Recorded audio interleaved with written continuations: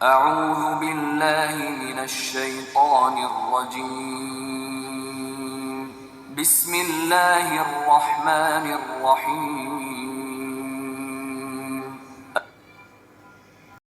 وَأَنفِقُوا فِي سَبِيلِ اللَّهِ وَلَا تُلْقُوا بِأَيْدِيكُمْ إِلَى التَّهْلُكَةِ وَأَحْسِنُوا إِنَّ اللَّهَ يُحِبُّ الْمُحْسِنِينَ۔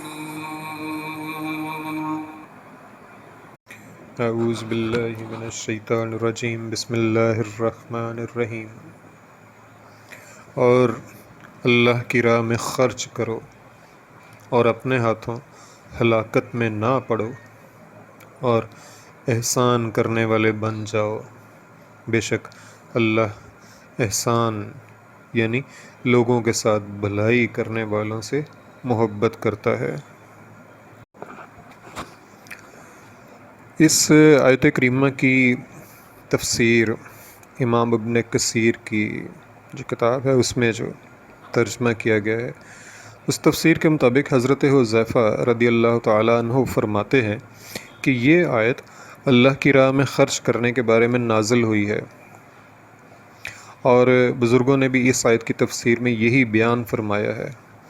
حضرت ابو عمران فرماتے ہیں کہ مہاجرین میں سے ایک نے قسطنطنیہ کی جنگ میں کفار کے لشکر پر دلیرانہ حملہ کیا اور ان کی صفوں کو چیرتا ہوا ان میں گھس گیا، تو بعض لوگ کہنے لگے کہ یہ دیکھو، یہ اپنے ہاتھوں اپنی جان کو ہلاکت میں ڈال رہا ہے۔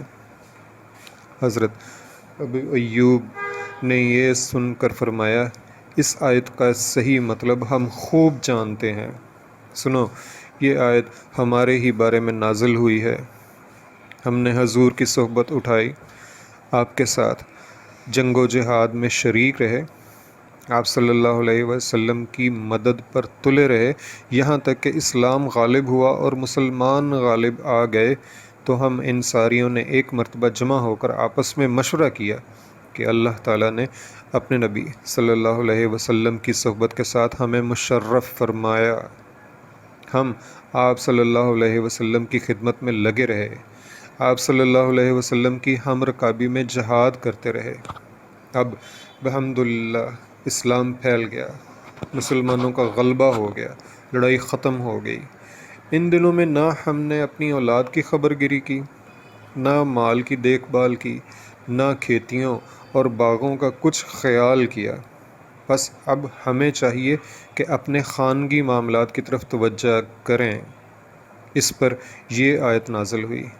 پس جہاد کو چھوڑ کر بال بچوں اور پیسہ اور تجارت میں مشغول ہو جانا، یہ اپنے ہاتھوں اپنے تئیں ہلاک کرنا ہے۔ یہ ابو داؤد اور ترمذی اور نسائی وغیرہ میں تفصیل درج ہے۔ ایک اور روایت میں ہے کہ قسطنطنیہ کی لڑائی کے وقت مصریوں کے سردار حضرت عقبہ بن عامر رحمۃ اللہ تھے اور شامیوں کے سردار یزید بن فضالہ بن عبید تھے۔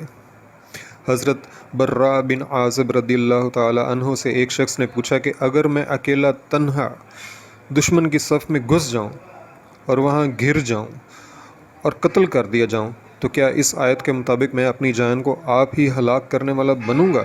آپ نے جواب دیا، نہیں، اللہ تعالیٰ اپنے نبی صلی اللہ علیہ وآلہ وسلم سے فرماتا ہے، فَقَاتِلُوا فِي سَبِيلِ اللَّهِ لَا تُكَلَّفُوا إِلَّا نَفْسَكَ، اے نبی صلی اللہ علیہ وسلم، اللہ کی راہ میں لڑتا رہ، تو اپنی جان کا ہی مالک ہے، اسی کو تکلیف دے۔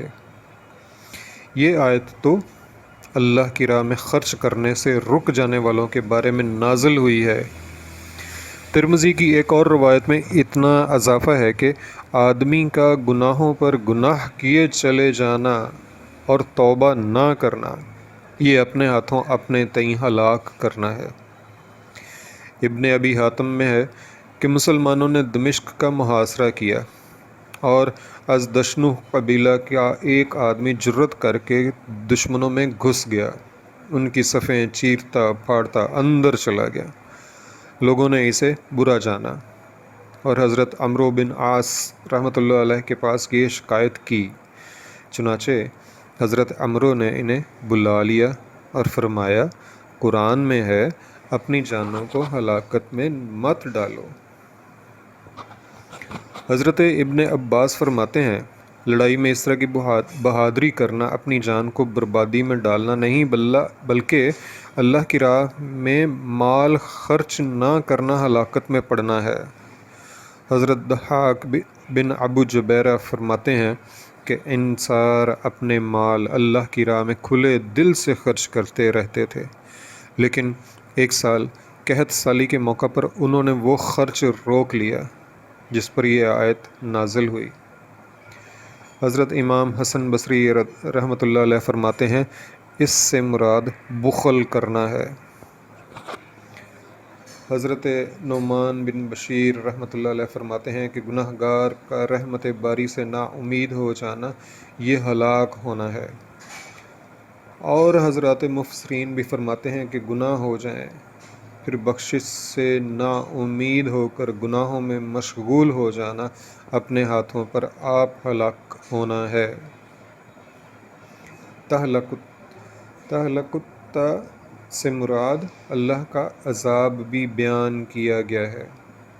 قرطبہ رحمۃ اللہ علیہ وغیرہ سے روایت ہے کہ لوگ حضور صلی اللہ علیہ وآلہ وسلم کے ساتھ جہاد میں جاتے تھے اور اپنے ساتھ کچھ خرچ نہیں لے جاتے تھے۔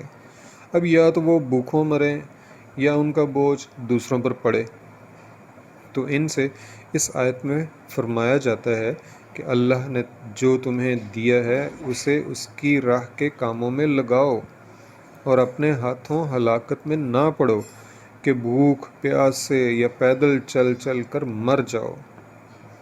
اس کے ساتھ ہی ان لوگوں کو جن کے پاس کچھ ہے حکم ہو رہا ہے کہ تم احسان کرو تاکہ اللہ تمہیں دوست رکھے۔